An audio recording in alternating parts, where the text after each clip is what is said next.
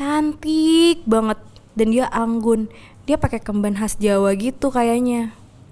Tapi kulitnya pucat. Terus dia tersenyum ke arah gue sambil menyeringai gitu loh.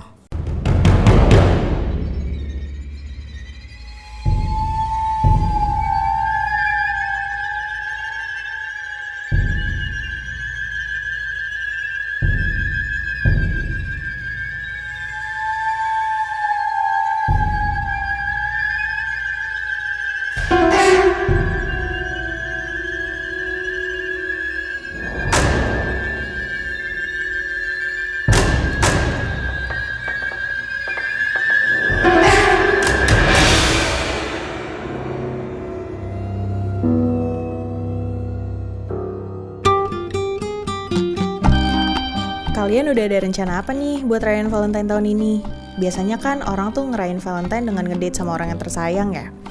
Bisa nonton bioskop, dinner lucu, dan kegiatan romantis lainnya. Tapi di sisi lain, cerita temen gue yang satu ini tuh agak beda nih. Yuk langsung aja kita dengerin dari orangnya. Hai Nadine. Halo. Jadi gue mau cerita nih sedikit pengalaman gue beberapa tahun lalu. Sebenarnya gue belum pernah cerita ini ke siapapun karena masih benar-benar takut dan kebayang-bayang gitu sih. Tapi bener nggak apa-apa nih lo ceritain di sini? Nggak apa-apa. Sekarang sih gue udah ngerasa fine buat cerita. Jadi waktu dulu tuh gue punya pacar. Usianya cuma beda 2 tahunan gitu lah sama gue. Nah pas kejadian ini hubungan gue sama dia tuh udah jalan 3 tahun. Harusnya udah cukup lama buat kenal satu sama lain. Selama ini tuh gue ngerasa kalau cowok gue ini baik banget. Nah kebetulan waktu itu hari Valentine.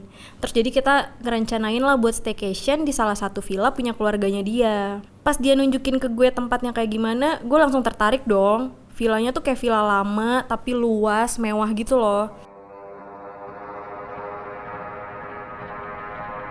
By the way, lokasi villanya tuh di dataran tinggi yang gak jauh dari Jakarta. Pasti udah pada tahu lah ya di mana. Singkat cerita nih, hari itu gue dan cowok gue sampailah di villanya. Pas nyampe sana tuh masih siang. Dan kita langsung disambut nih sama wanita separuh baya yang emang jagain villa itu. Beliau lengkap pakai kebaya dengan sanggul, riasan. Saat itu gue mikir sih, oh mungkin emang SOP-nya harus rapi setiap hari. Sore itu gue dan cowok gue memutuskan buat ngedrop barang-barang dan dinner di luar. Pulang dari dinner, sekalian jalan-jalan tuh, udah sekitar jam 11 malam. Wanita parubaya yang tadi nyambut kita masih terlihat rapi berdiri di tempatnya. Dia cuma tersenyum dari jauh pas ngeliat kita masuk ke kamar. Perasaan gue gak enak pas ngeliat ada bakaran dupa di depan kamar. Gue langsung tanya nih ke cowok gue, kok ada dupa sih yang? Cowok gue jawab, katanya almarhum eyangnya itu suka banget wangi dupa. Jawaban yang make sense menurut gue saat itu. Gue langsung masuk kamar.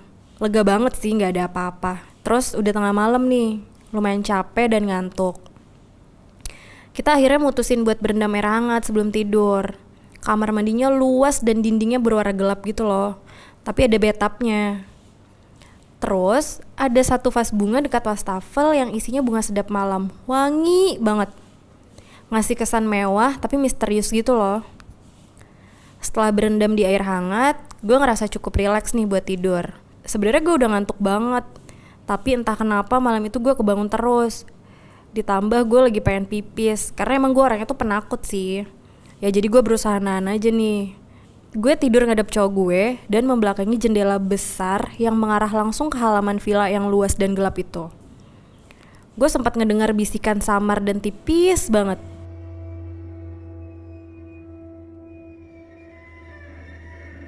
Tapi gue berusaha positive thinking kalau itu hembusan angin dari luar.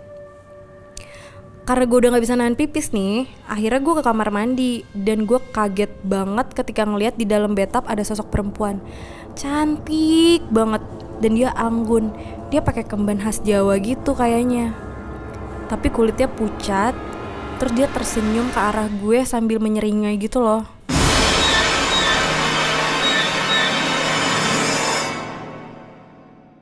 Gue langsung bangunin cowok gue dong dan nunjukin apa yang gue lihat di kamar mandi. Tapi gak ada apa-apa. Karena itu udah jam 3 pagi, cowok gue berusaha nenangin gue dong. Akhirnya dia ngedistract gue dengan ngajakin nonton film sampai pagi. Gue minta buat pindah hotel besoknya. Terus akhirnya cowok gue setuju nih. Akhirnya pagi itu gue dan cowok gue packing barang-barang dan pindah hotel. Lalu kita pamit dong sama ibu-ibu Parubaya yang kemarin. Tapi pas mau ke ruang tamu, gue kaget banget pas ngeliat foto-foto yang terpajang di ruang tengah villa. Ada foto perempuan cantik yang persis banget semalam gue lihat. Gue nggak berani langsung bilang ke cowok gue kalau di sosok foto itu yang gue lihat semalam.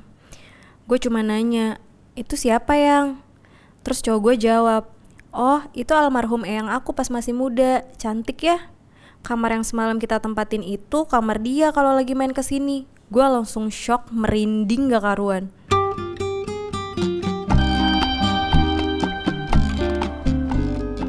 Gila sih, serem abis. Terus setelah itu, cowok lo pernah ngajak kesana lagi gak? Gue selalu nolak sih, tapi alasannya bukan karena kejadian yang gue alamin. Soalnya gue gak enak kalau mau bilang yang diliatin ke gue itu eyangnya. Jadi ya kalau cowok gue ngajak staycation, gue lebih milih hotel atau villa yang modern gitu lah. Lah, emang kalau di hotel atau villa yang kekinian lo yakin gak diganggu makhluk lain?